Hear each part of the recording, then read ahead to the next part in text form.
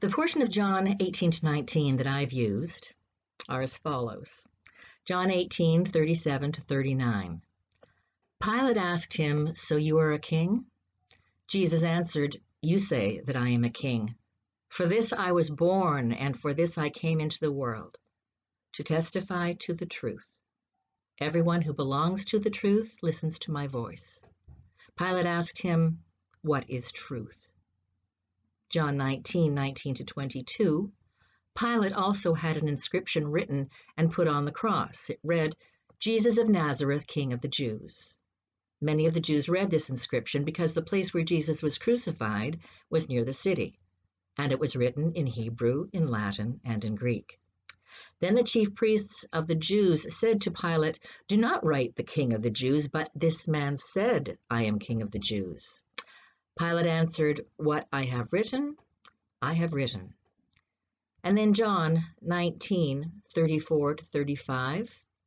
One of the soldiers pierced his side with a spear, and at once blood and water came out. He who saw this has testified so that you may also believe.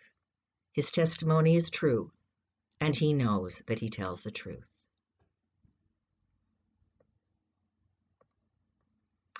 God grants us clues. Pilate really gets down to the nitty-gritty for all of us when he asks Jesus, "What is truth?"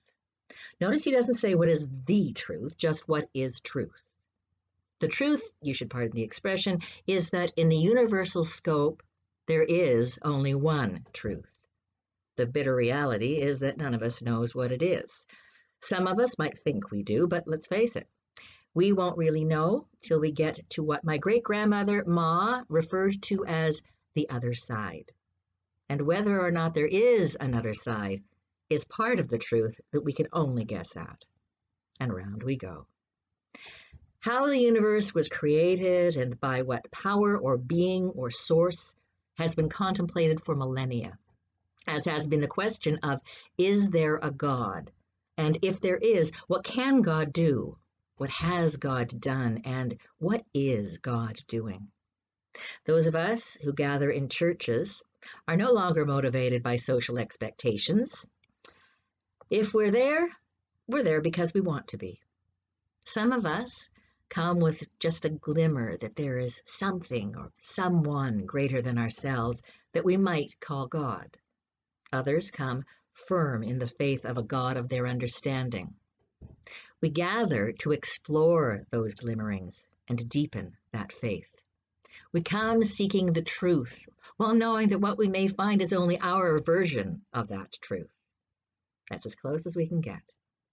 And it's still worth it. To come to a soul conclusion for ourselves, something in which we can center our lives, is an immensely valuable goal. One could say a holy goal, and it's achievable. In the 8 verses of John we're looking at today, the words truth or true are used 5 times, along with the he said, she said debate in Pilate's argument with the Jews about who is Jesus. One has to think we're being directed here to some pretty deep contemplation around the idea of truth. While the answer to what is the truth varies person to person, religion to religion, atheist to agnostic to believer, we can only address that question when we first define what is truth itself. Webster's dictionary gives us 3 definitions for that word. Number 1, the body of real things, events and facts, actuality. Number 2, the state of being the case, fact. And interestingly, number 3 is a transcendent, fundamental, or spiritual reality. Our ignorance of reality is torturous. We all have a sometimes insatiable need to have at least a grasp on the truth. Naturally, in biblical times, no less than in our own, people sometimes sought answers on a need-to-know basis, and sometimes they just fell down the rabbit hole of curiosity and thought. Pilate's need to know, though, was immediate. He had a situation that made him extremely uncomfortable. Crucifixion. Not crucifixion in general, but crucifixion of this particular man. this Jesus? By virtue of what's known of his nature and his political power, it's curious that Pilate is so hesitant to have Jesus crucified. His questions, both of Jesus and of the Jews, exhibit a need to know the truth. Here the truth is whether or not Jesus did proclaim himself to be a king. If he did, the decision would become one of law, not of conscience, for that would be defiance of the emperor's authority. But Jesus says, "You say that I am a king." What is niggling at Pilate that he returns time and time again to the Jews, looking for a way out of crucifying Jesus? Why? Why his diligent search for the truth of who said what? Is it because he senses there is a greater truth at play? Can the power of an unclaimed throne be more real, truer, than one that is claimed? Even when Pilate acquiesces and has Jesus crucified, he places on the cross the inscription, "Jesus of Nazareth, the King of the Jews." Was that cynical mocking? Or was it a nod to what he feared was the truth, and an effort to diminish his guilt in the decision he had made? From Pilate's perspective, the truth was that the Jews were rushing to unfair judgment. From the Jews' perspective, the truth was that Pilate was inexplicably reticent to condemn Jesus. The question around which they were each basing their notion of the truth was who actually was Jesus of Nazareth. Today, we still grapple with what to believe. Some of us restrict that need to practical knowledge of earthly circumstance. What's the best recipe for lasagna? Who shot JR was a biggie for television viewers in the 80s. But others of us go for the big picture. When it comes to the former, we look for truth in facts, although even facts can be interpreted differently. But certainly for that bigger picture, for that most fundamental truth of existence, that knowledge isn't part of the equipment that comes with being human. We need clues. Technology has opened up vast possibilities for exploring truth. Ironically, there is information on the internet to support every opinion on every subject, so truth, rather than being more easily discerned, is that much more elusive. Who and what can we believe when we live in a world that bandies about terms like alternative facts and fake news, when our nature is such that we all think we're right, that our truth is the truth? And then you have those who will purposely purport things to be true, fully aware that they aren't, or vice versa. How can we discern whom to believe? We begin and end confused. The murder of George Floyd was caught on video. We all saw it. Surely the truth is fully evident there. The facts are clear. Yet there are those who deny those same facts, and beyond that, the implications of those facts. Is the murderer a bad apple? Is he the exception? Is systematic racism at play? Is it isolated, or is it the abstract version of the pandemic that is killing so many of us? We are jumping on bandwagons going in every direction. What is the truth? And where is it found? And where is George Floyd now?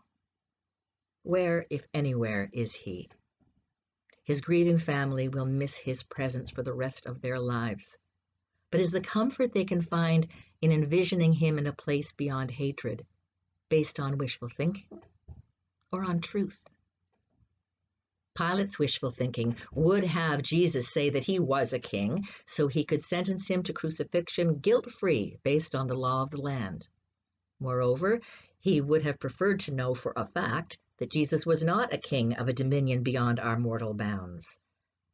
In his circumstances, Pilate would rather have believed that this world is it, comfortable that he had power in it and that Jesus had none, content believing that there was no other realm in which Jesus held sway, and so there could be no retribution for any decisions Pilate made. However, Jesus refuses to say to Pilate that he is a king, but he identifies himself in this way. For this I was born, and for this I came into the world, to testify to the truth. Jesus' life was a clue to ultimate reality. The grace of Jesus in the miracles, in his kindness, in his righteous anger, in his embracing of the other, and in his willingness to suffer, was more tangibly powerful than any political or military strength Pilate had or knew. This was the truth of which Pilate was afraid. And because of this fear, Pilate exhibited grace. He sought a way to avoid Jesus being crucified. And when that didn't work, he posted that inscription on the cross, Jesus of Nazareth, the King of the Jews. When challenged, his response was, "What I have written, I have written." Was Pilate's subtext, "And it is so"? Is that what the Holy Spirit had been whispering to Pilate all along? God grants us glimpses of fundamental truth, clues found in the existence of Jesus Christ and in the very nature of God's creation. Jesus' life was a turning of tables of the accepted norms. The last shall be first, and the first shall be last. An inverted version of the social strata as accepted and perpetuated for centuries. Revelation of the truth that all human beings are created equal in God's sight. Jesus rebuffed the stigma of those referred to as unclean. Revelation of the truth that love is inclusive. He included in his circle women and children and challenged the status quo as determined by men proclaimed as wise. Revelation of the truth that we are empowered and required to fight for justice. Jesus' message was love. He directed us to live by love. Love in all its manifestations, social, political, economic, and spiritual. He showed us that God's love was manifested in his life, and that love is truth. We know that we are not our bodies, that the essence of us is different than the flesh that contains us.